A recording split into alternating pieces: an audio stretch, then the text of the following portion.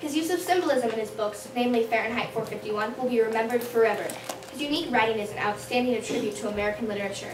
He will be remembered forever for his unique views on the American world. His thought-provoking works often change individuals' views on themselves and society. Akin to Shakespeare, J.K. Rowling, Mary Shelley, Edgar Allan Poe, and Lewis Lowry, his writing will always be written in the hearts of the people.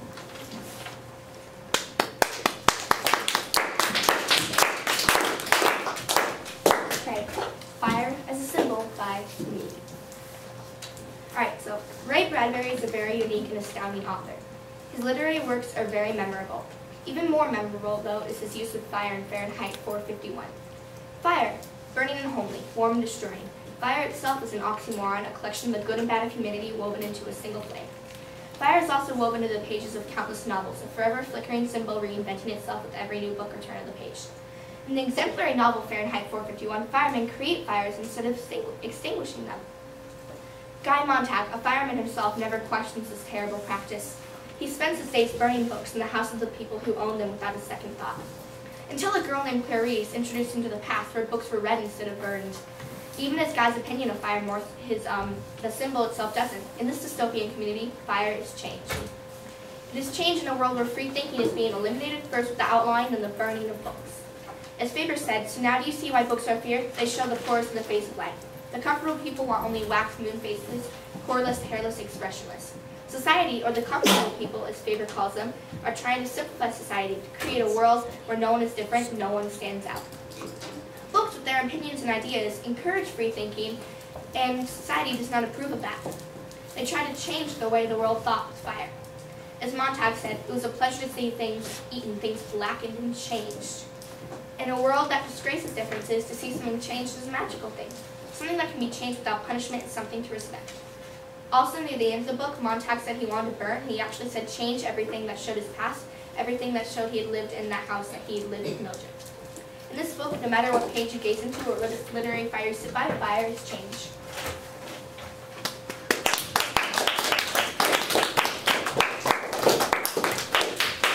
In the book Fahrenheit 451, the recurring symbol is the family, or... Oh, right, Eliza's gone. Here, wait. Run up there.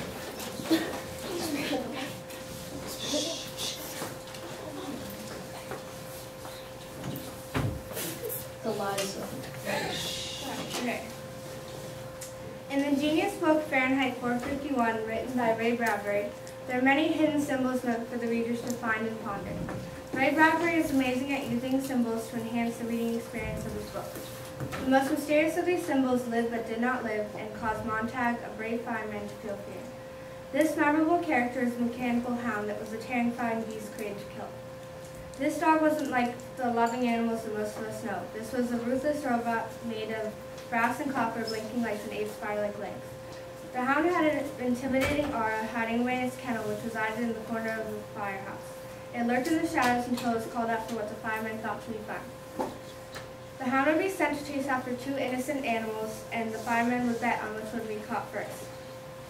Montag does not participate in these events and is suspicious of the hound. When the hound reacts aggressively towards Montag, this suspicion becomes a fear.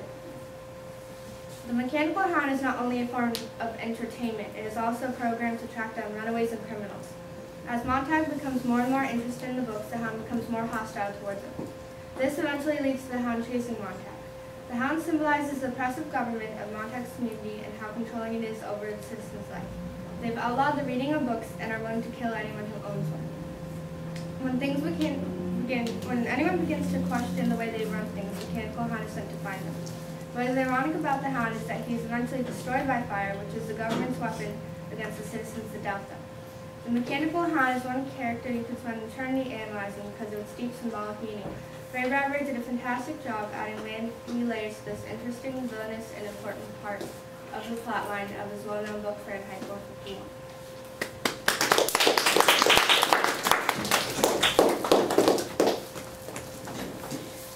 In the book Fahrenheit 451, a recurring symbol is the family, or the TV that encompasses the parlor walls. The family is essentially, in this government, an area to escape, to be not yourself. You get so absorbed in the cousins, aunts, nephews that you forget about your own life. You get so absorbed you're completely oblivious to the real world. Throughout Fahrenheit 451, the family represents the fast pace of life that all the normal citizens experience. The government in Fahrenheit 451 makes the family and the fun parks and other things like that because they want people to go fast and skim the surface of life. If the normal people didn't watch the family or race in the beetle at 100 miles per hour, they would have time to think and experience life. They don't want people to do that and be like creeps and say, I rarely watch the parlor walls or go to the races or fun parks, so I have lots of time for crazy thoughts, I guess. The family is a thing that is holding Mildred back from joining Montag in his wonderful discovery of life. For example, on page 73, Mildred says, my family is people. They tell me things. I laugh. They laugh. And the colors. The family also symbolizes the thing that is holding Mildred and many other people back from delving into the wonderful world of books. They want life to be easy.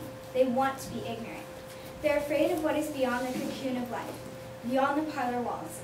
They decide to be naive, so they don't have to face life. The parlor walls have now become cell walls.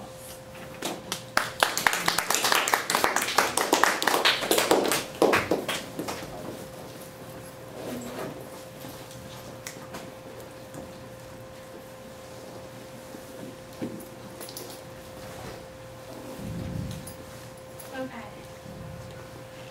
I believe that one of the best authors, Mr. Bradbury, whom we are here to honor today, always had a hidden, deeper meaning to his book, Fahrenheit 451.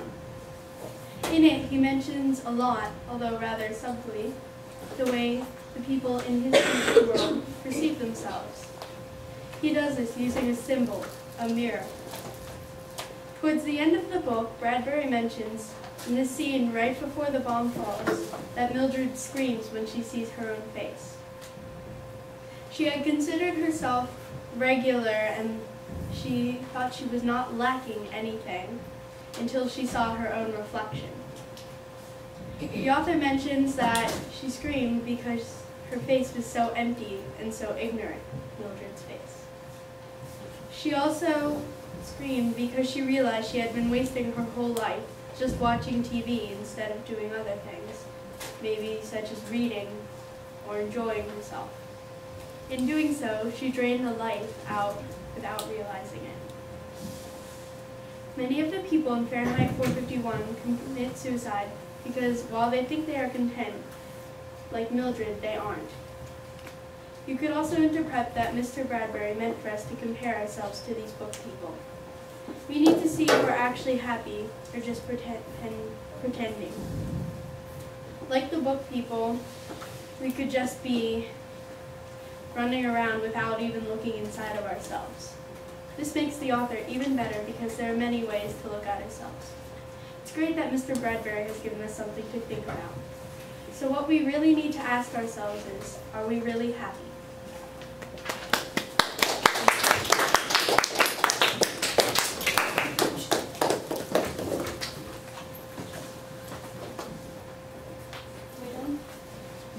All in all, Ray Bradbury has had an amazing impact on the lives and minds of people across the world. Reading his works will always be a treasured memory, and though they may fade in and out of the spotlight, one thing is for sure, they will never be forgotten.